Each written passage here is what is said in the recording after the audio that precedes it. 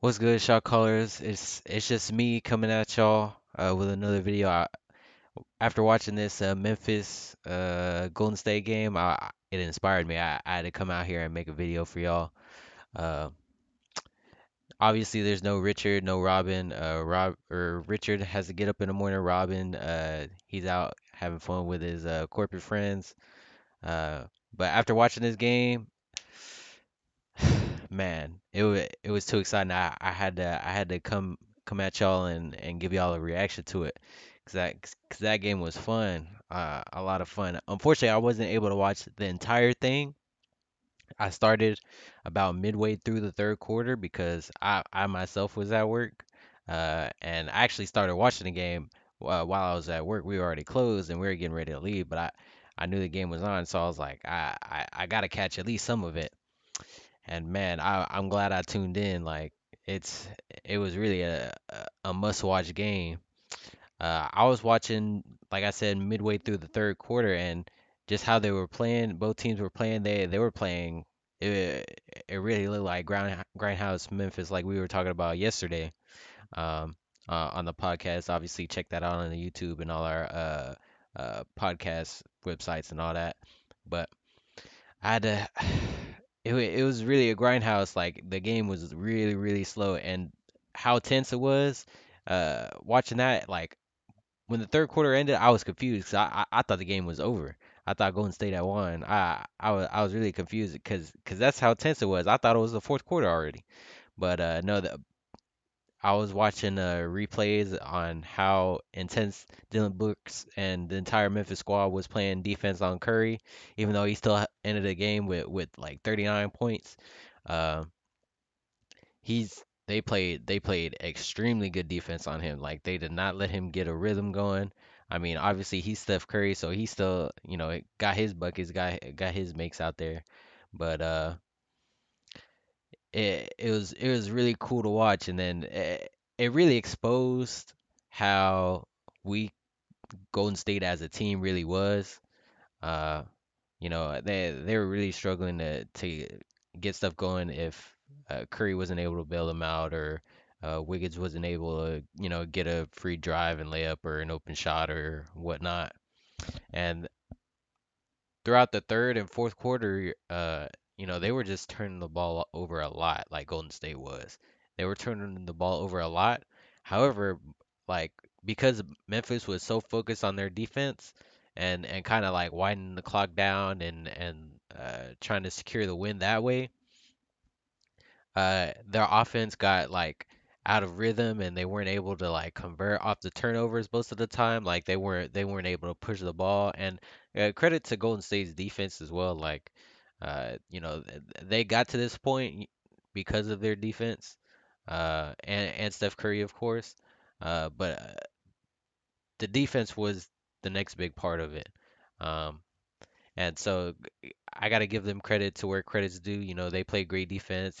Slowing down Memphis offense, but I feel that it was kind of on itself because they were just super focused on defense, super intense, and because they had a lead for the majority of the second half, right before the end of the fourth and all that, they were really focused on not letting Curry get hot and letting him take the game away from them.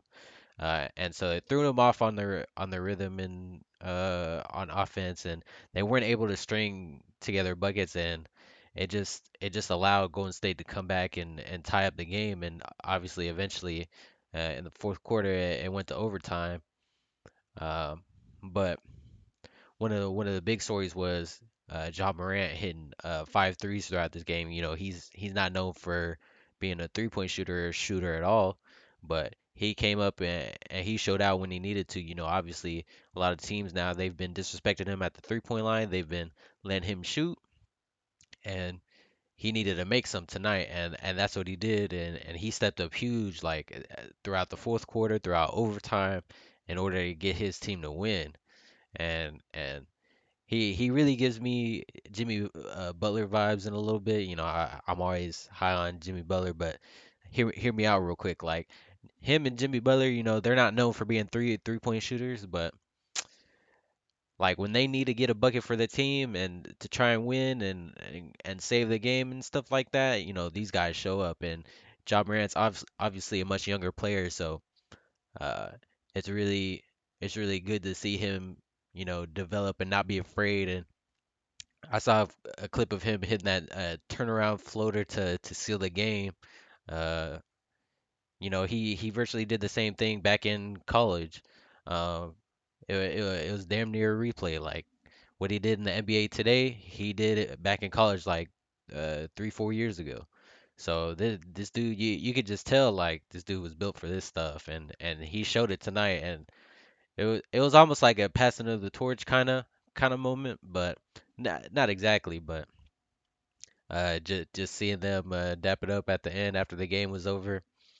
Uh, you kind of could have said it was a passing of the torch moment, but obviously Curry's not going anywhere for still like another like 5 years probably.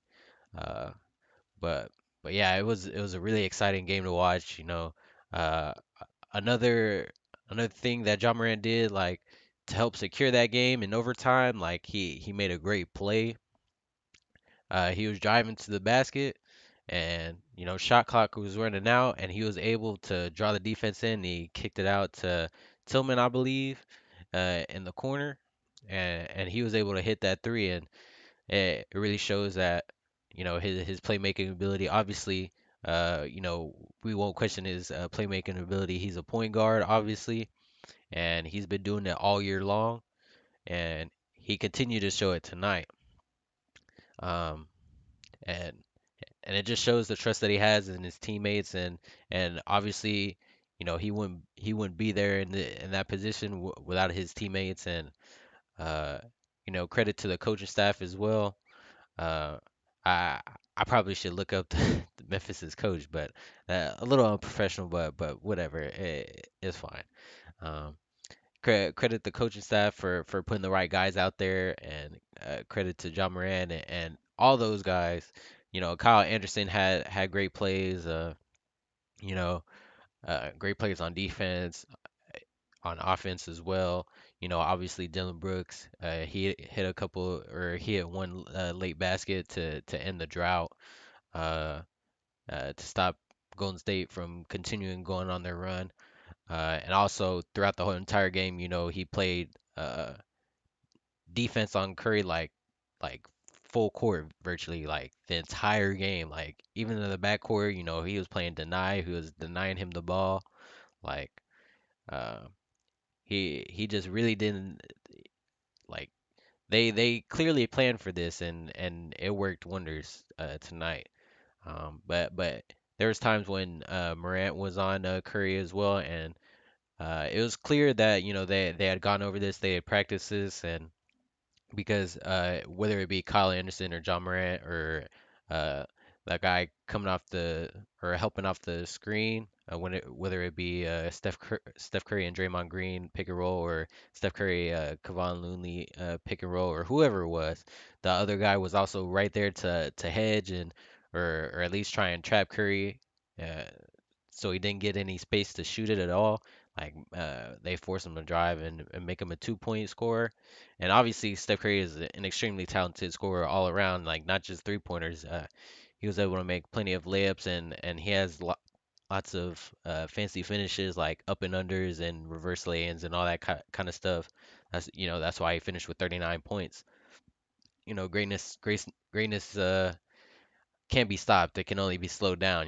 But uh, yeah, Steph Curry had a great game, but yeah, just Curry's team really let him down, other than like great Draymond Green, because Draymond Green's been there, done that, and he's orchestrated their defense to the level that they're at now. So, uh, but yeah, John Morant, like he's that dude. He's next up, and you know, I mean, he'll have lots of expectations on him now, especially after this. I mean, this isn't even like a huge like playoff series win or anything like that, but it's kind of step one in his very young career.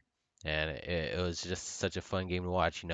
The entire Western Conference playing tournament was like awesome to watch. Unfortunately, the East playing tournament, wasn't as fun, but the West was definitely fun, and I feel like to me it didn't matter which team won this game, but when I tuned in and saw Memphis was ahead, I was like, all right, I'm kind of rooting for them, like they're the underdog right now in a way. I mean, you could argue Golden State was the underdog, but either way, it didn't matter.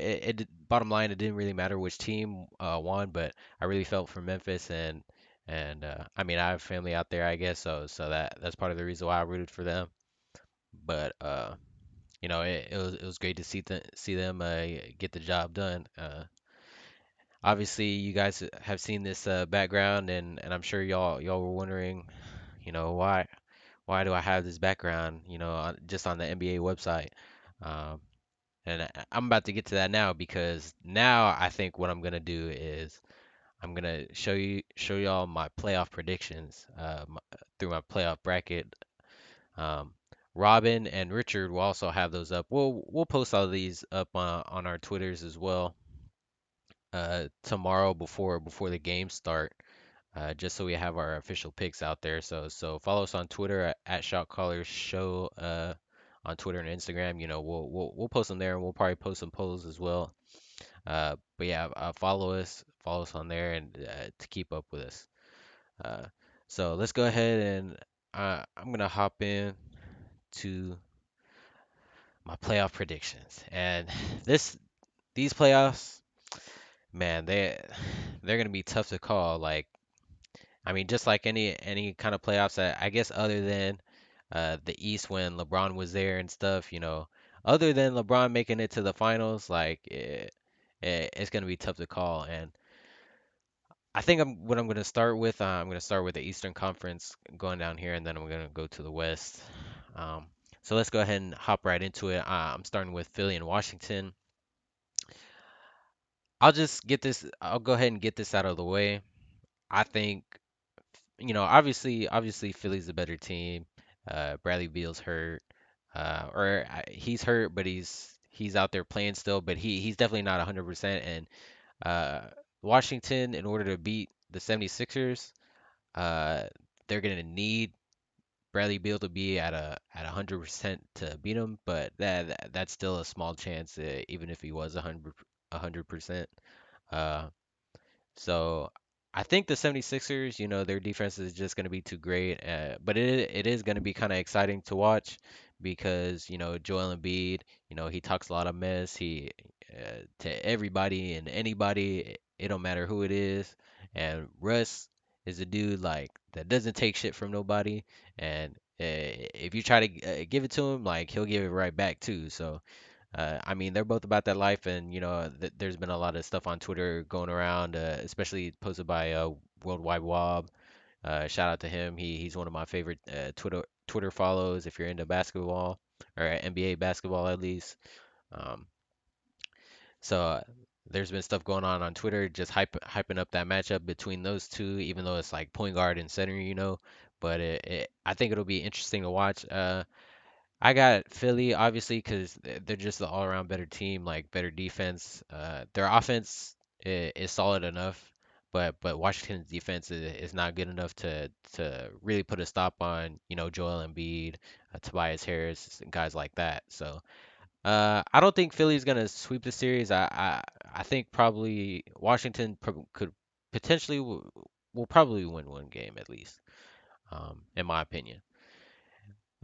Moving on to this next series, Knicks Hawks. Um, the New York Knicks. I'm gonna be honest, this might be a little controversial, but I think the Knicks will take this like pretty solidly. I mean, both of these teams are inexperienced in the playoffs, but the Knicks defense, I think it'll prove too much to handle for the Hawks offense. Obviously the Hawks have a great offense. They score a lot of points. They're really dynamic. Trey Young, John Collins, Clint Capella. Uh, like all those guys that they've been great this season, but I feel like their defense, the Knicks' shortcoming is their offense. It hasn't been great for this entire season, but the Atlanta Hawks defense has been not that great either, and I just believe that the Knicks are the more solid team, probably all around, and I have the Knicks. I think the Knicks winning in six is a little generous to the Hawks in my opinion. Uh, but I also think it's probably the more reasonable take because these teams are potentially more even matched than I think. So I'll go ahead and go with the Knicks in at least six. They could potentially take it in five. Now this series is a very first game that comes up tomorrow. Starts at 2 p.m. Central Time. And man, this series, in my opinion, is probably the closest series to a coin flip that I have, or that's on this bracket right now. Man, it's tough. Milwaukee has improved from last season, even though their record doesn't show that. Um, they've definitely improved on offense, in my opinion. Miami kind of, I mean, I would say Miami hasn't seriously improved or changed since last season because obviously Victor Oladipo's out, but they've made some minor changes that have allowed them to improve. Uh, but Miami, you know, excuse me, Miami just has that game plan ready for the Milwaukee Bucks and Giannis. Eric Spoelstra, he's a great coach. Um, uh, Budenholzer, he's a great coach as well. But when it comes playoff time, it's shown that he's been unable to, really develop the offense and change up the sets that they run. Uh, because a lot of the times the offense ends up getting stagnant, especially against good defensive teams like Miami, the Raptors the year before and stuff like that. So, they've been able to just wall off Giannis, and Giannis has been the guy to be underwhelming in those series losses. Um, but obviously, they've made additions with Drew Holiday. Bobby Portis has been playing well. Dante DiVincenzo, he's been playing well.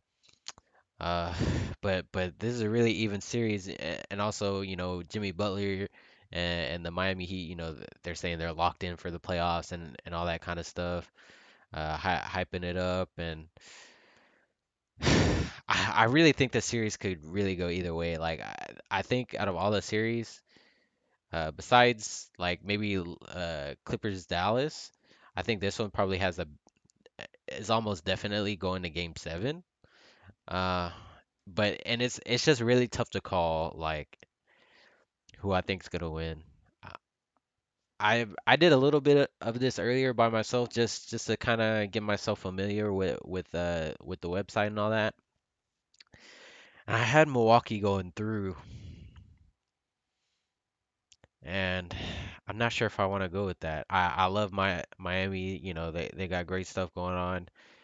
Milwaukee has definitely improved in the aspects that they need to improve, but we'll see how much the coaching has to do with that. Um, Man, this is tough. In my heart, I don't want to do this, but my mind's telling me like I should go with Milwaukee, uh, and I'll go with Milwaukee in seven, cause that's how far I think the series will go. Like the Heat is not a team, not one to back down. They're a tough team. They'll fight till the very end. The roster top to bottom, they're all fighters. Jimmy, Bam, Tyler Hero. Tyler Hero is kind of an X factor in the series for sure. If he's able to, get his offense going, then he'll be crucial for them to win games because without them, their offense falls flat a lot. But Goran Dragic, uh, Precious Achua, they picked up. I forgot the new center that they picked up. I forgot his name, but he's been playing well. They got guys off the bench. You know, uh, Gabriel Vincent Jr. Uh, and Max Strus. I almost forgot his name, but Max Strus. He'll ever since that Houston game, he'll be in my mind, forever probably. But him, Andre Iguodala, Trevor Ariza, all these guys. every single one of these guys, they'll fight to the end. They've really bought into that Heat culture, and it's just gonna be really tough to beat. And but I'll give Milwaukee the benefit of the doubt and say that they'll win the series, but I do think it's gonna be really really tough. Uh, this last series right here, I also think is probably gonna be a really easy series to call. Brooklyn in five, in my opinion. Just because I feel that Jason Tatum's gonna go nuclear one of those games and just carry them to the win, just based off how bad Brooklyn's defense has been. Uh, but they're gonna have all three of those guys back: Kevin Durant, Kyrie, and James Harden, obviously, and uh, they're gonna be firing on all cylinders when it comes to playoff time. So we'll see how it goes. I mean, it could easily be a sweep as well, but. I think Jason Tatum's he's gonna go off at least one game and get them a win in one of them. Uh, and let's go ahead and go to the West first round. I Let's start out with Utah Memphis. Uh, I think you. I mean, it's not. This isn't a hard series to call in my opinion. I will note though that uh, Robin yesterday after the podcast, after we got done recording. Uh, he thought, okay, we just assumed Warriors was gonna make it through over the Grizzlies, right? And he was saying that uh, there is no way that Utah would have beaten the Warriors in a seven-game series. Like just hearing that, me and Richard, we were losing our minds. Like I couldn't even say that like right. It felt wrong for me to say that. It was just like the logic. I mean, he was saying like, oh, Utah has nobody to guard Steph Curry, and I mean that was the main point of his argument. But you know, I I went against that, and I was like, Utah as a team is like the number one defense in the league and they got the number one seed even without Donovan Mitchell. I mean, he's expected to be back for game one, but it doesn't matter if they don't have one guy, you know, to really match up and guard Steph Curry. It'll take a team effort to slow Steph Curry down.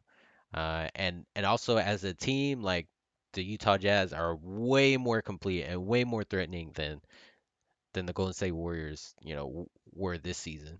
So I don't know what Robin was thinking. He wasn't drunk yesterday, but unlike tonight, he's supposed to be drunk tonight. If he said that tonight, okay, he's drunk, whatever, dumb opinion, that's fine.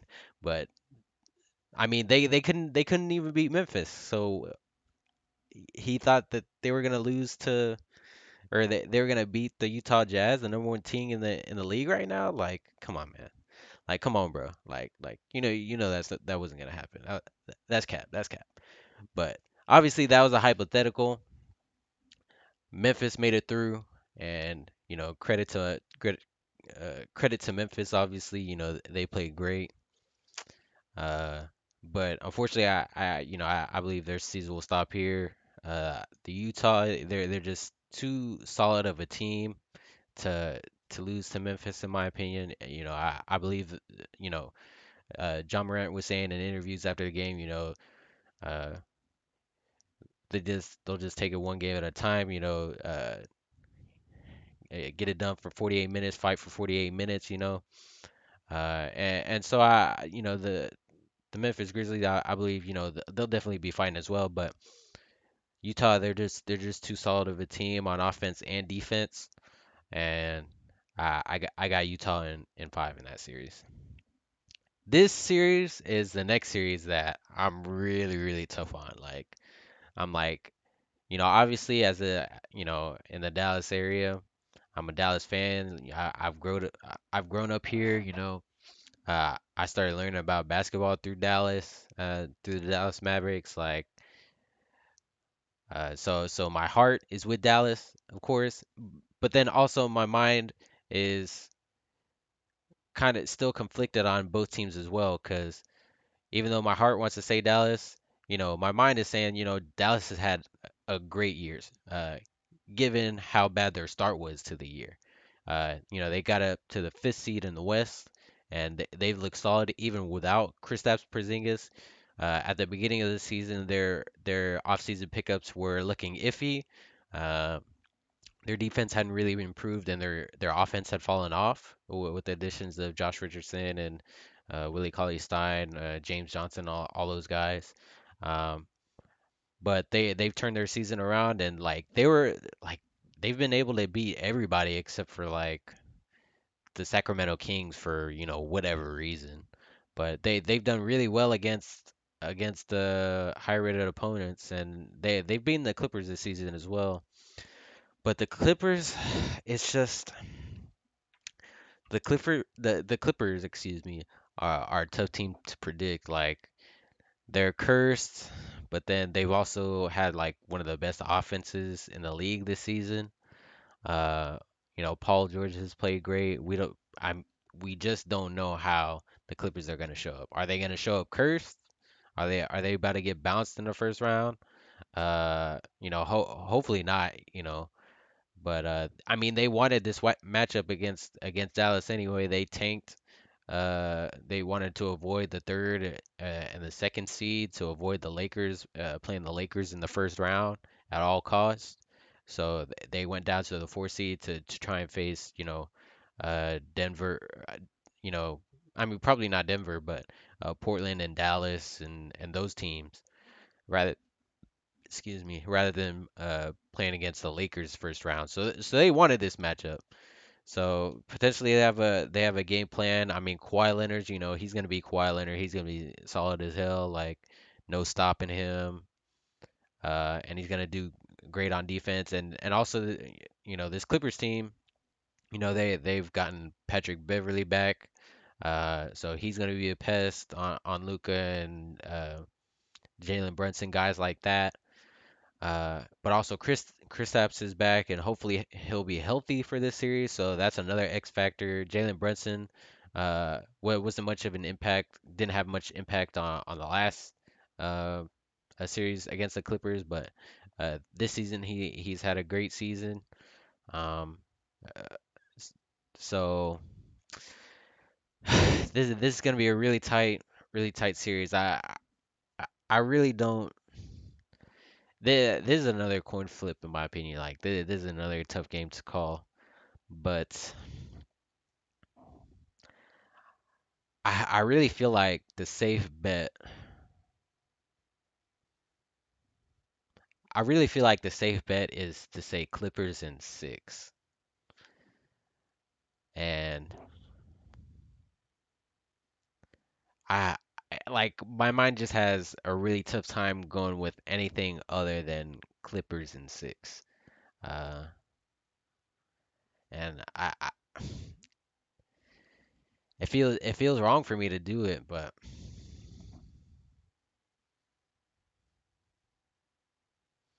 I really can't decide. All right, I'm just gonna do it. Yeah, Clippers in six. Uh, it's like I said that I mean that series also could go either way. Like it's really tough to call. Uh, I really can't decide on that series. Uh, let's just go ahead and move on to the next series already. Denver versus Portland. Uh, I think I mean Denver has looked great without Jamal Murray this season. Uh, hopefully, he gets better soon and all that. I hate seeing ACL injuries. My favorite player is Derrick Rose. I mean, obviously he's been able to come back from that, and other players have been able to come back from that. I think even Kristaps had an ACL injury, and he's been able to come back from that. Uh, I mean, also this season, earlier in the season, Markelle Fultz he tore his ACL as well. So it's just I hate that injury so much, but Denver has looked solid. Well, I mean, more than solid without him.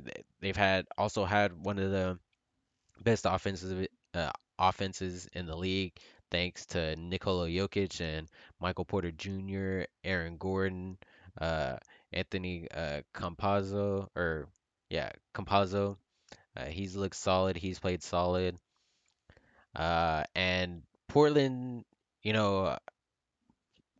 on earlier shows, discussing Portland, they're a weird team because they have like literally like a top two offense in the league, even though they're last in like uh assists per game and stuff like that, which is really where it's at. But they're also one of the worst defenses in the league as well. Uh, so I think that just spells a recipe for disaster in my opinion. I love Damian Lillard. I love CJ McCollum. I love Yusuf Nurkic. And I'm happy he's come back and he's been playing good, giving them good minutes and stuff. But I really don't see them beating Denver in this series like at all. Uh, I saw one playoff bracket on Twitter. Shout out to Worldwide Wob again. He posted a playoff bracket already, and he has the Clippers all the way to the finals, winning the NBA championship. And he also has Denver losing in the first round to Portland, which is just wacky to me. I don't believe that for a second. I believe Denver is going to take this probably in 5 games, if I'm being honest. Denver in five, I think is probably a really safe bet there. Um, and finally, the last of the first round in the Western Conference is Phoenix versus Lakers. And I saw a video after that first playing game in the or the second playing game of the Western Conference. This the 7-8 game to get the seventh seed. Uh, After that, game happened, and the Lakers got the seventh seed. Uh, Shout out to a funky diabetic. Strange name, but he makes great NBA basketball content. Follow him on Twitter and on YouTube.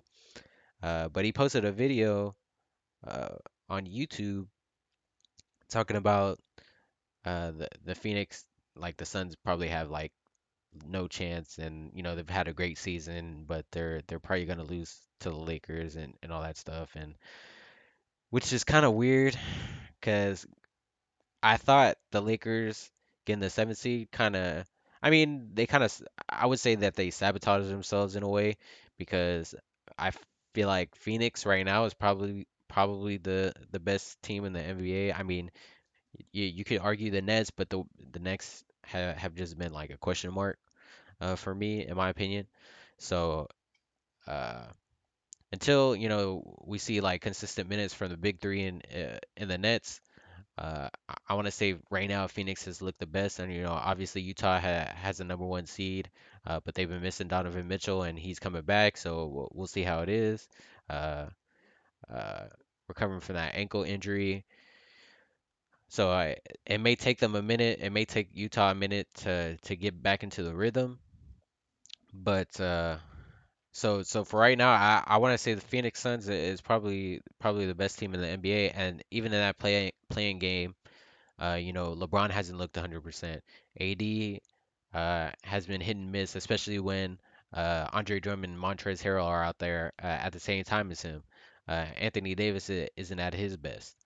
Uh, and they struggled to beat a Warriors team, obviously thanks to Steph Curry. Steph Curry is amazing. Uh, they they probably had no right to be this close to the playoffs without him. Uh, so it just shows to Steph Curry's greatness how much he was able to carry that team. But it's so I a lot of the people have been saying the Lakers are gonna win this for sure, but I feel like it's much tougher to say than that. I mean, the Phoenix Suns have, they also have a really solid defense. They really have a great offense. Obviously, the Lakers have a great defense as well, but their question mark has been their offense. And but then it's also really weird to bet against LeBron because every year, you know, you'll always have people betting against LeBron before the finals, and it just goes wrong every time. So I mean, my I'm really wanting to say Phoenix because they're just a better team like right now in this moment, and they've had time to rest. Um, and I earlier when I was saying the Lakers sabotage themselves by playing Phoenix or getting the seventh seed and playing Phoenix is in the second round, like potentially playing Utah in the second round with a recovering Donovan Mitchell, probably could have been a better matchup for them. I would say the Lakers would probably win that series more solidly than against Phoenix, but a lot of people are saying and giving good points to saying that the Lakers will beat the Suns, and knowing LeBron James, it's really tough to tell. I like my heart is saying Phoenix just because they've just been a solid team like all around throughout the entire season. And, they got to the second seed for a reason, and whoever loses that series is really gonna be a shock because probably 2 months ago you would you would say like both of these teams are potential like Western Conference Finals or even NBA Finals caliber type of teams. So, and it's also going to be the first series with Chris Paul against LeBron James, which will probably be fun to watch too. Um, but I feel like this is just going to be tough for the Lakers, but I'm going to go ahead.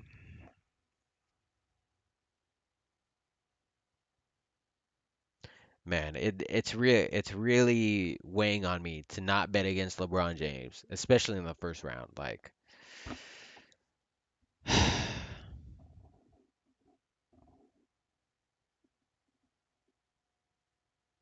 I this is probably where I'm gonna take the biggest chance and actually say that the Phoenix Suns are gonna win. Um, and I'll say if this series goes to 7 games, I think the Lakers will pull it out. But if it if it gets to 6, then I mean, if Phoenix is ahead in uh by the fifth game and they're looking to close it out, I believe it'll be their best opportunity or it'll be in their best interest to close out that game in 6. So this is probably why I'm taking the biggest chance. I'll say the Phoenix Suns in 6. Now, now that I have that there, it's so weird. It still doesn't feel right. I'll come back to that. I gotta move on from that series. Moving on back over to the Eastern Conference again, second round. Philly and New York. I got Philly winning this pretty solidly. I feel like there's probably not much to say here. Uh, Philly is just, I mean, they're number one in the East for a reason, and the Knicks haven't looked that great. I feel like the 76ers defense is really gonna do a number against the Knicks offense. And I feel like this will probably be another solid series win for Philadelphia, and I'll have to say Philly in 5. Uh, Even though I'm not the biggest Philly fan, and I'm not I've been a big questioner of uh Ben Simmons and Joel Embiid. How well do they play together? I mean they've proven me wrong so far, but their bench has been lacking. Uh, but I feel like they're really not going to be tested in these first 2 rounds against Washington and New York. Um, Over to the other series, um, Milwaukee versus Brooklyn. I feel like I probably whoever wins this series probably makes it to the finals in my opinion, because I feel both of these teams are better than Philadelphia in my opinion. Um, And Milwaukee had those 2 huge games against the Nets before the season, like a week or two before the season ended, I meant, and they were able to win both of them. However, Even though Kevin Durant and Kyrie Irving were playing in both those games, James Harden was not playing in either of those games. So, man, it's real tough. Cause I feel like Milwaukee is probably the one team in the East to that will likely beat the Nets, or is most prepared to beat the Nets. Uh, Yeah, that series got to be a tough one. I mean, it's just tough because Brooklyn is such a huge question mark, just because we haven't been able to see all three of these guys be out there at the same time. Like, are they gonna live up to the hype? We only got like a taste of them for like 7 or 8 games in the regular season, and they looked great there. But this is the playoffs. This is a whole different attitude. Like, uh, but now that I think about it, it's gonna be tough to game plan against the Nets because just because they've played so little games together, so it's really tough to put to really put a solid game plan against them. And while I think Milwaukee probably matches up well enough defensively against the Nets, uh, it's again going to come down to coaching. Is Budenholzer going to be able to change his matchups defensively on what he's going to do on Kevin Durant and James Harden and Kyrie Irving, and they have threats in Joe Harris, Landry Shamet from three. Uh, they've got Blake Griffin for cuts. DeAndre Jordan probably will play a little bit. I mean, he's probably not that big of an X factor, but he's there. Um, you got Bruce Brown, uh, who's been playing well throughout the season. Like it's just gonna be tough to game plan against them. And while I think Milwaukee is probably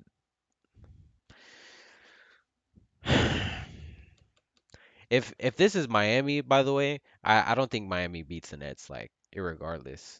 Um, I think the Nets are too talented to lose to Miami. Even though you know how much how great that Miami is, in my opinion. Uh, I I don't think they match up well enough against the Nets to beat them. So, and like I said earlier, just a second ago, I think Milwaukee is probably the best team to match up against the Nets in the East anyway.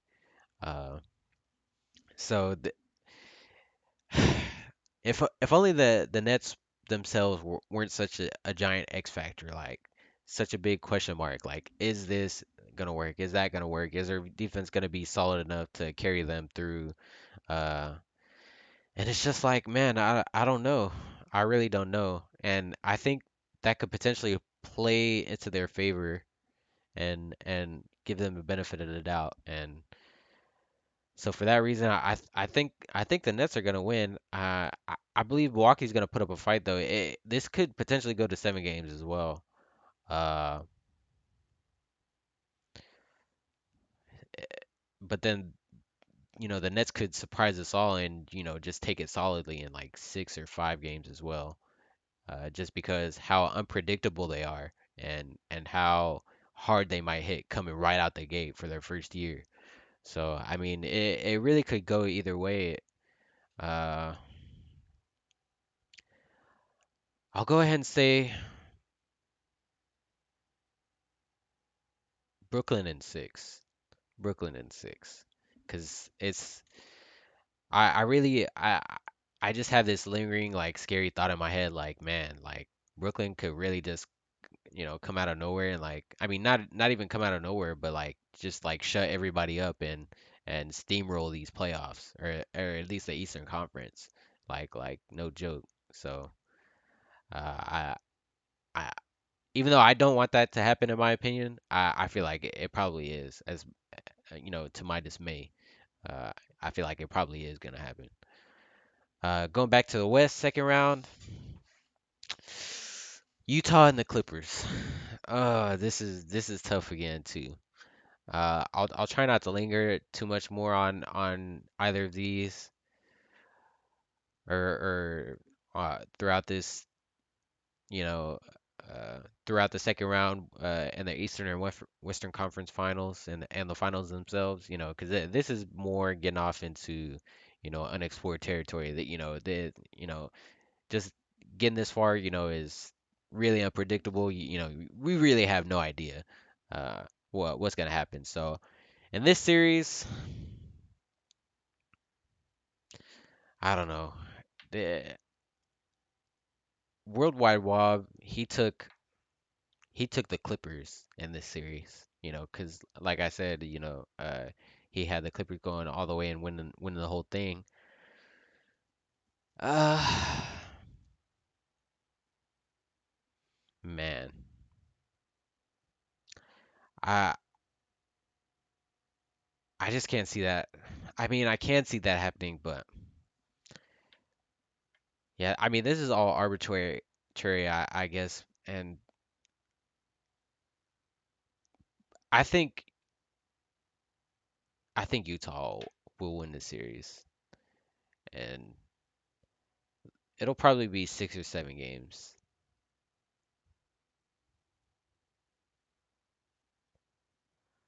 I'll say I'll say Utah in 7. Because I mean the Clippers have looked really solid, and they might turn it up this season in the playoffs. They've gotten good pieces like Rondo.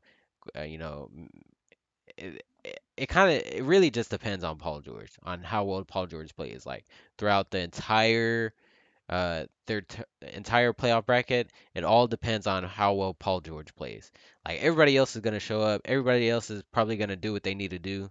It's really just on Paul George. Like and it was like that. I said that during the regular season when we covered Clippers games, and I think it's still true right now. Is he gonna, play well? And that has yet to be seen. Um, Kawhi's always there. He's always, playing solid. Rondo, he can give you good minutes. He showed it last year when he was playing with the Lakers. Uh, and he can bring a lot out of your team. But it just depends on Paul George, and we don't know how he's gonna play. So and Utah has just been super super solid. They're a super hungry team. Last year they got bounced in 7 games to Denver in the no, the first round. The first round of the playoffs. And they lost in 7 games. The Nuggets came back from down 3-1. Uh, so I believe Utah's a hungry team. They're a great all-around team, like I was saying. I think Utah will pull it out.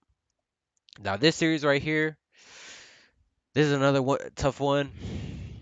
I'm gonna go ahead and say I'm really high on Phoenix, so I'll go ahead.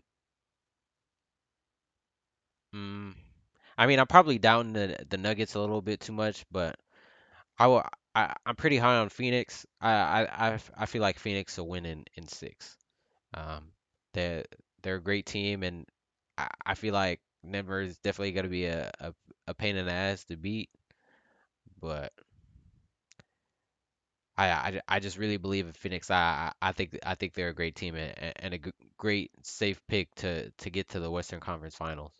Uh, but if they do get to the Western Conference Finals, they've had a hell of a bracket just to get there. Uh, super tough wins, against Denver and the Lakers. They're really, really, really good teams. Like just to get there it is a huge accomplishment. So we'll see how it is. We'll see how it is when it all plays out. This right here, I feel like unfortunately I feel like this is a pretty safe bet as well. If it's Philly, Brooklyn in the or in the Eastern Conference Finals, I feel like it's gonna be Nets, like almost for sure. Uh, I'll probably say the Nets in like the Nets in like 6 or 7. Uh, it's I mean, I just, they're like I said, they're just too unpredictable and they've got too much talent. The expectations are there, they have the talent to do it and it's shown even when James Harden was out there by himself, what they're able to get out of these role players that they have on the Nets and they can do a lot for you. And on the other hand, the 76ers, they play great defense. Their offense isn't as great and their bench isn't is kind of a work in progress still.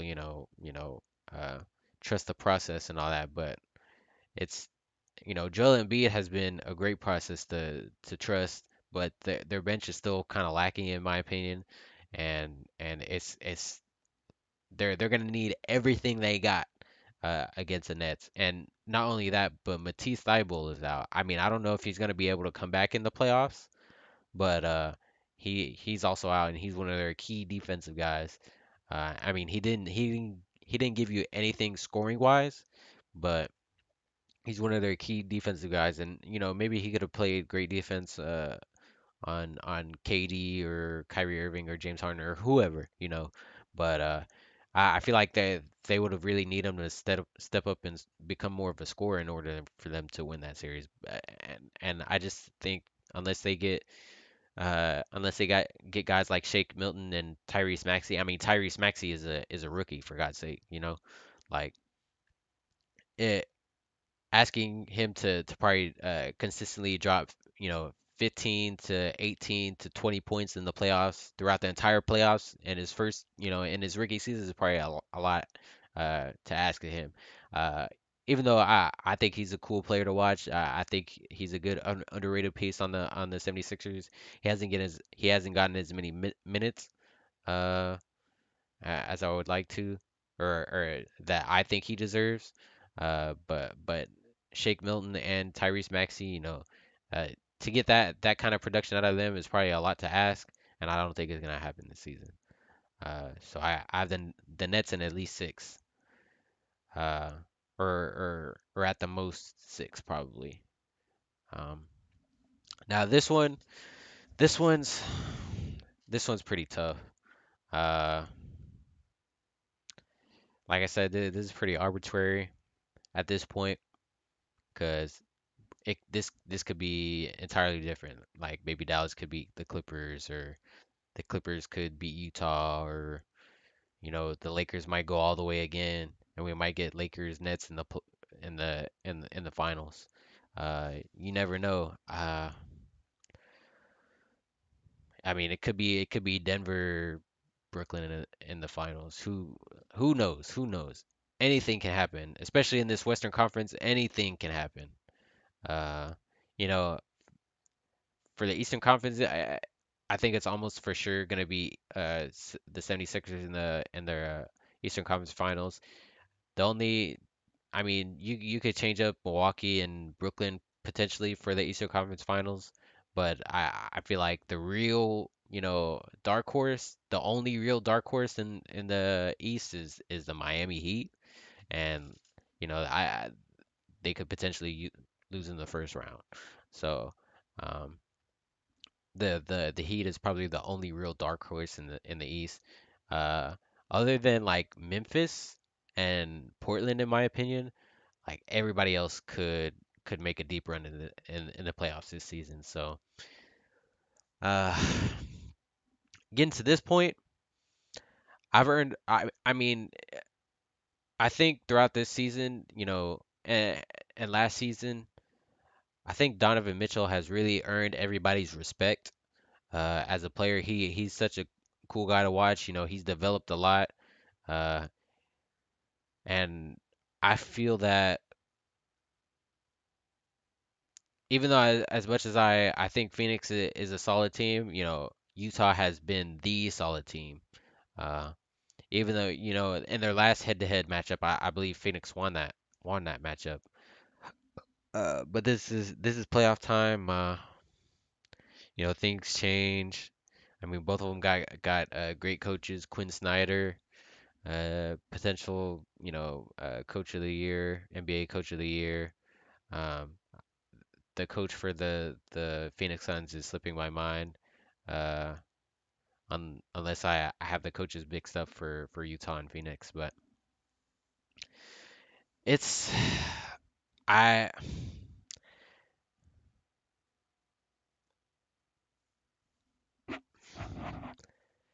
it's weird because I think either of these teams. Okay, I'm just gonna go ahead and say it. it'll probably be either one of these teams in 7 games. If it gets to this point. Uh, if it's Utah Phoenix, I feel like that game's going to game 7. You know, it'll be tough either way. Uh, they're both really solid teams all around. Um, defensively, offensively, they've got pieces, top to bottom. Cameron Payne, um, Jordan Clarkson, potential sixth man of the year. Uh, they're just solid rosters from top to bottom. But whoever makes it out of here, I don't think is gonna beat the Brooklyn Nets. Uh, I have I think the Nets are gonna win probably in 6 or something. Uh, it'll it, I think other unless the Lakers get to the NBA Finals, I think the Lakers are probably either the Lakers or the Clippers. Cause I don't know. Like I said, this is just tough. I mean, I really don't know who to choose, but unless it's the Lakers, in my opinion, facing the Nets, then I think the Lakers will probably win the series against the Brooklyn Nets. But other than that, I have a tough time believing in any other team winning a series against the Brooklyn Nets, unless like the the Brooklyn Nets completely, cave in like the second round or something. Uh, so barring any like really, uh, jarring breakdowns or you know things like that. Uh, I feel like obviously Brooklyn is probably the best team, and this is kind of a nightmare scenario to me because I don't like super teams. Uh, it was annoying to see. I mean, some would say it's annoying. Other have more. Obviously you gotta have respect for the great teams and stuff like that. But in my opinion, it's kind of annoying to see Cleveland and Golden State go to the Warriors back to back to back. Um, Especially when Golden State was such a loaded roster and it got even more loaded. Um, so this is kind of a nightmare scenario to see another super team go right to the NBA Finals and potentially win it again. But like I said, I feel like I don't think anybody's really gonna really test the Brooklyn Nets other than the Lakers and potentially. I mean, you could argue Denver too, uh, but Denver's a question mark. Like, cause we haven't seen. I mean, we have seen them, but the steps that MPJ have taken, like, and Joker's obviously, or I say Joker, Nikola Jokic, you know, uh, he's probably a MVP favorite right now. He could carry that all throughout the playoffs and end up in the finals. Who knows? Who knows? This is all yet to be seen. This is just what I mean, just looking at each matchup individually, this is one of the scenarios that I think is possible. Uh, like I said, Richard and Robin will all post those on our Twitter. Follow us at Shot Caller Show on Twitter and Instagram. Uh, you know, li- you know, like like the video when I upload this to YouTube. Subscribe, hit the notification bell, leave a comment. Let me know, am I dumb for having the Lakers lose in the first round? Who, leave a comment on anything, DM us, hit us up. But this is just my opinion, and I'm go ahead and locking it in now. I got Brooklyn winning the finals.